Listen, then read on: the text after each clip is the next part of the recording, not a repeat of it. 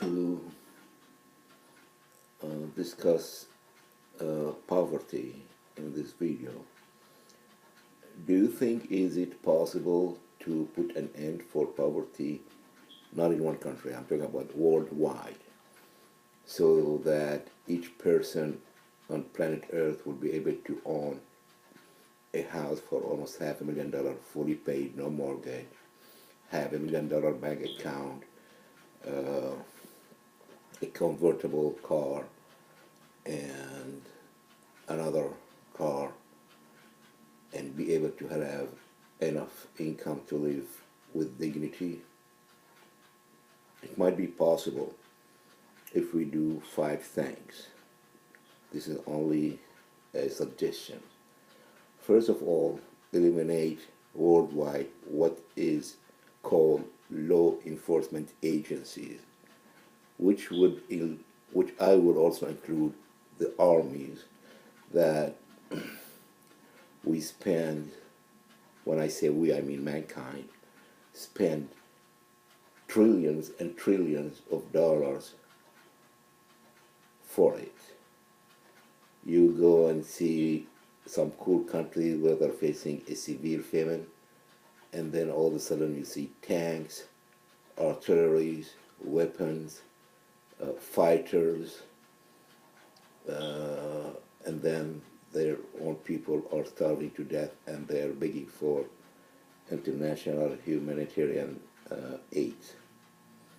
If you have money to buy all of these weapons, how come you don't have money to buy tractors and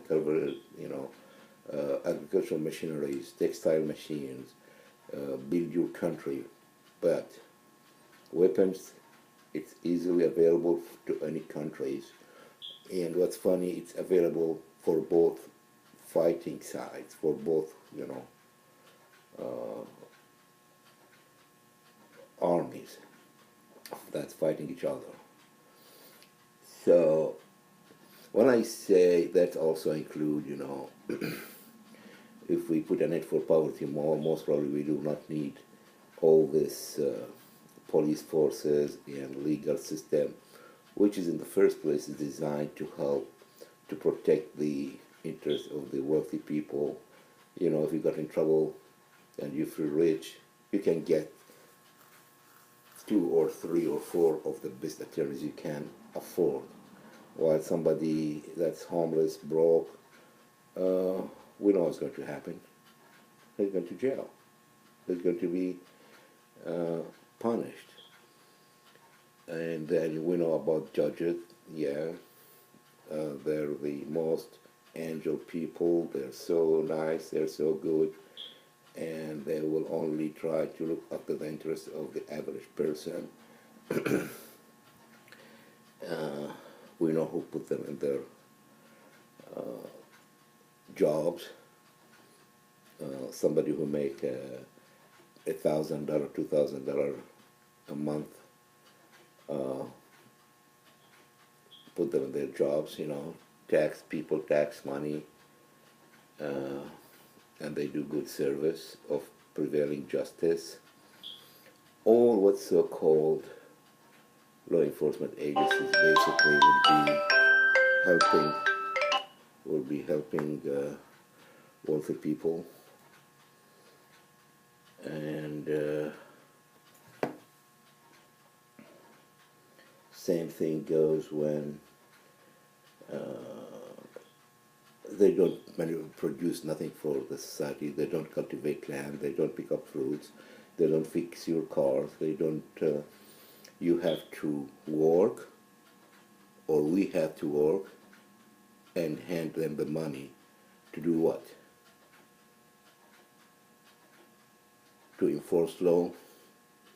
If we find a way to prevent getting to this point, so the problem pre-law enforcement stage, we don't need their service.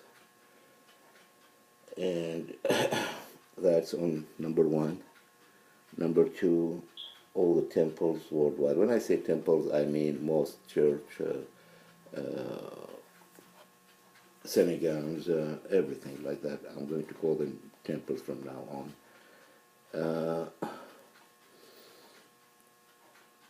There are huge buildings, and there are huge buildings. It costs so much to maintain them, clean them, heat, electric, parking lots, janitors, and so on, to be used for one day a week, couple hours a week, a day, on that, like a Sunday, couple hours, and then it's closed. And while if it was to be an orphanage, it would be used 24 hours a day, 7 days a week, and help the society. And they claim that this is house of God.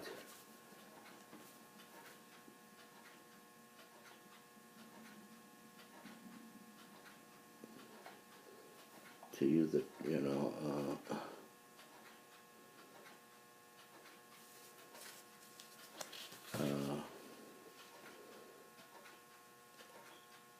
to be used for a couple of hours.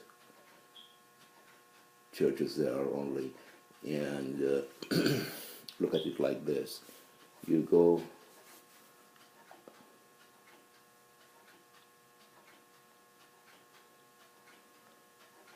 to an intersection,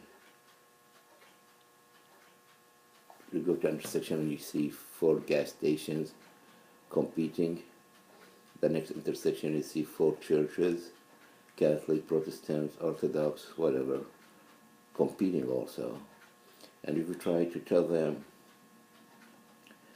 let's use the same facilities, like, what's wrong with, we all know that Muslims, Friday is their rest day, Saturday is for Jewish, Sunday is for Christian. What's wrong having one building, Muslim go and use it on Friday, Saturday Jewish people, and Sunday Christian people, and the saving that you will get by eliminating 2, use it for community, service buildings, libraries, hospitals, daycare, orphanage. There's so much you can do with the saving. Guess what? No one preacher will agree on this, because then he would lose his power. And nobody wants to lose his power.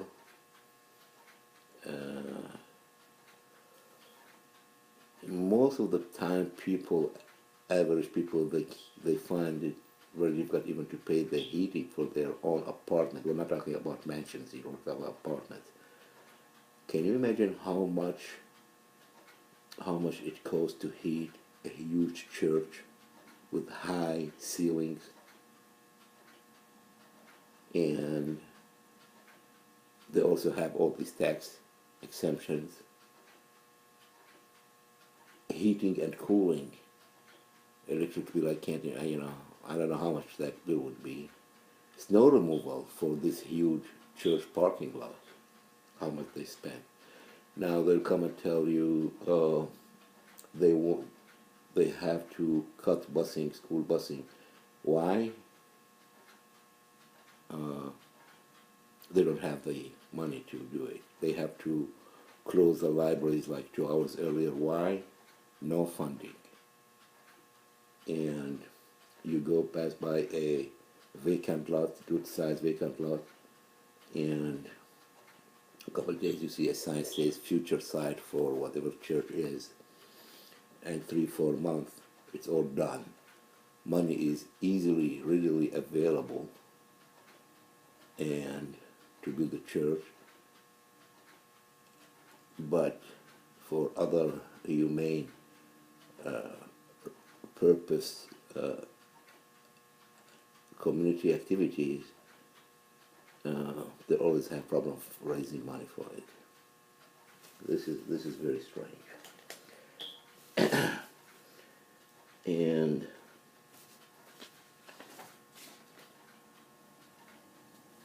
get rid of all the banking system, eliminate usury, and we know who owns those banking systems. Yes, the average person owns it. On number four,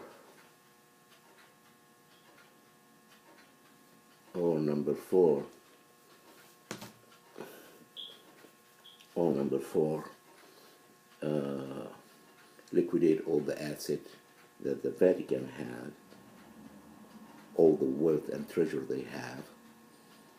And of course, all the time the Pope and the Vatican, they keep urging you to help the poor.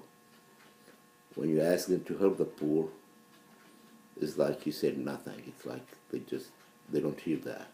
And we all know that they always communicate with God. God spoke to him. He spoke to God. He saw God in his name. 2 angels came. They discuss almost every single thing. There is one thing they don't discuss. They never told you that once God came to, I don't know how many popes they have since they started with the Vatican. I never heard that one time God came and told him, I think you need to sell all your assets and help all these poor people in Africa, in Philippines, in Thailand. That was never discussed. Maybe it will happen. It's already on their agenda in 200 years. They already have an appointment for that meeting and discussion with God. And one last thing, it's not also a bad idea to liquidate the trillions of dollars that this one family control. There is one rich family, or the richest family known to mankind, that they control trillions of dollars, the Rothschild. And we know the source of their money has been always, it started with usury, and we know ethically how important usury is to mankind. It's another form of slavery. I mean, this is undisputed, we know that. And it seems to me that they worked so hard to get this $1 trillion by working 25 hours a day, 8 days a week. And also it seems to me that their brain is like 12 times better than Albert Einstein's brain.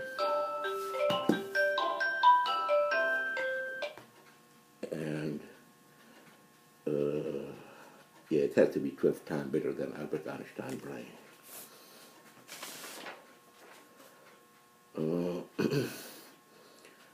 That's it for this video, and I think once we do all this, it's possible that poverty will be vanished. Not for sure, but at least it will be a nice trial.